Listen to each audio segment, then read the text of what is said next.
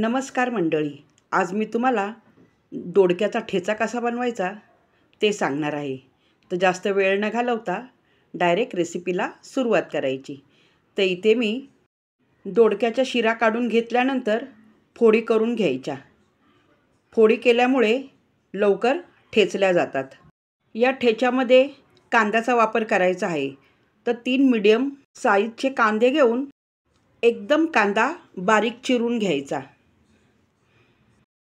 कांदा चिरून झाल्यावर पुढची तयारी. तवा ठेवायचा, त्याच्यावरती 1 चमचा तेल घालून घ्यायचे. 7-8 लसूण पाकळ्या घालून घ्यायच्या. हिरव्या मिरच्या 8-9 घालायच्या. हिरव्या मिरच्या तुम्हाला कमी घालायच्या असतील तर आवडीनुसार कमी घाला.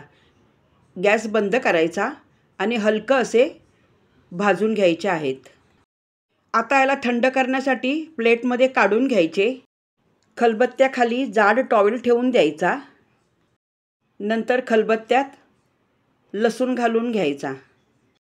डायरेक्ट खलबत्ता ओट्यावर ठेवू नका, नाहीतर चीर पडेल ओट्यावरती. लसणाचा चांगला भुगा झाला पाहिजे अशा प्रकारे लसूण चेचून घ्यायचा आहे.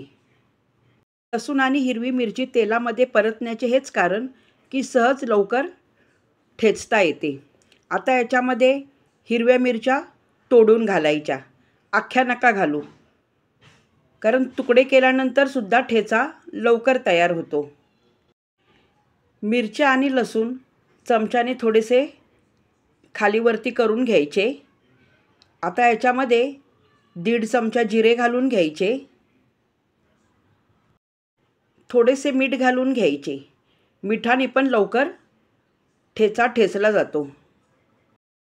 आता खलबत्त्यामध्ये जिरे, लसूण, हिरव्या मिरच्या आणि मीठ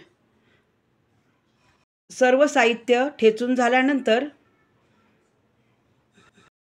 ठेचा कुटून झाल्यानंतर प्लेटमध्ये काढून घ्यायचा. आता पुढची तयारी. दोडकासुद्धा खलबत्त्यामध्ये चांगला ठेचून घ्यायचा. खलबत्ता जर नसेल तर पाटा वरवंट्यावरती दोडका ठेचा करून घ्यायचा. दोडका आता ठेचून झाला, प्लेटमध्ये काढून घेतला. अशा प्रकारे दोडका ठेचून घेतला आहे मी. एकदम गाळ नाही करायचा. आणि दोडक्याला स्वतःचे पाणी बघा किती उतरले आहे. एक्स्ट्रा पाणी घालायची काहीच गरज येणार नाही. हा ठेचा फक्त 3 माणसांसाठी होत आहे. अर्धा किलो दोडका होता. तुमच्याकडे माणसे जास्त असतील तर दोडका जास्त घ्या आणि कांद्याचा वापर करा. तर इथे मी कढईमध्ये अगोदरच तेल गरम करून ठेवले होते. तेल चांगले गरम होऊन द्यायचे. नंतर कांदा घालून घ्यायचा. कांदा लवकर लाल रंगाचा परतून होण्यासाठी त्याच्यामध्ये थोडेसे मीठ घालून घ्यायचे. चांगला लालसर रंगाचा कांदा परतून झाल्यावरती त्याच्यामध्ये लगेच ठेचा घालून घ्यायचा. ठेचासुद्धा चांगला तेलामध्ये परतून घ्यायचा आहे. ठेचा तेलामध्ये परतल्यानंतर गॅस मंद आचेवर करून दोडक्याचा ठेचा घालून घ्यायचा. दोडक्याचा ठेचा, मिरचीचा ठेचा आणि कांदा पुन्हा एकदा खालीवर करून असे तेलात परतून घ्यायचे. आता याच्यामध्ये 1 टीस्पून हळद घालून घ्यायची. आणि पहिल्या मिठाचा अंदाज बघून चवीनुसार मीठ घालून घ्यायचे. मीठ आणि हळद पुन्हा एकदा खालीवर करून ठेच्यामध्ये मिक्स करून असे परतून घ्यायचे. परतून झाल्यानंतर याच्यामध्ये थोडी बारीक चिरलेली कोथिंबीर घालून घ्यायची. आणि थोडीशी राहिलेली कोथिंबीर बारीक चिरून घेतलेली ती नंतर घालायची.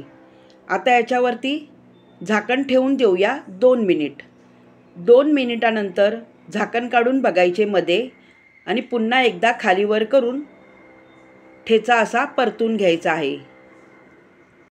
दोडक्याची भाजी, दोडक्याचा रस्सा खूप खाल्लं असेल, पण अशा प्रकारे ठेचा करून बघा. पुन्हा याच्यावर 2 मिनिट झाकण ठेवायचे. 2 मिनिटानंतर झाकण काढून पुन्हा एकदा ठेचा खालीवर करून परतून घ्यायचा. चांगले एकदा परतून घेतल्यानंतर याच्यामध्ये शेंगदाण्याचा कूट घालायचा आहे. तर अर्ध वाटी मी शेंगदाणे घेतले होते, भाजून त्याचा कूट करून घेतला. शेंगदाण्याचा कूट घातल्यानंतर पुन्हा एकदा चांगले परतून घ्यायचे. शेंगदाण्याचा कूट घातल्याने ठेच्याला चव खूप छान येते. 1 सेकंद झाकण ठेवायचे. 1 सेकंदानंतर झाकण काढून बघायचे. ठेचा बघा कसा कोरडा झाला आहे. ठेचा झाल्यानंतर गॅस बंद करून टाकायचा आणि शिल्लक राहिलेली बारीक चिरलेली कोथिंबीर पुन्हा एकदा वरतून घालून पुन्हा एकदा ठेच्यामध्ये अशी मिक्स करून घ्यायची. आता याला बाउलमध्ये काढून घेऊया. आणि ही रेसिपी तुम्हाला आवडली असेल तर कमेंट्स करून सांगा. या ठेच्यावरती अशी लिंबू पिळून भाकरीबरोबर खायचे. तरी रेसिपी आवडली असेल तर लाईक करा, शेअर करा आणि सबस्क्राईब करा.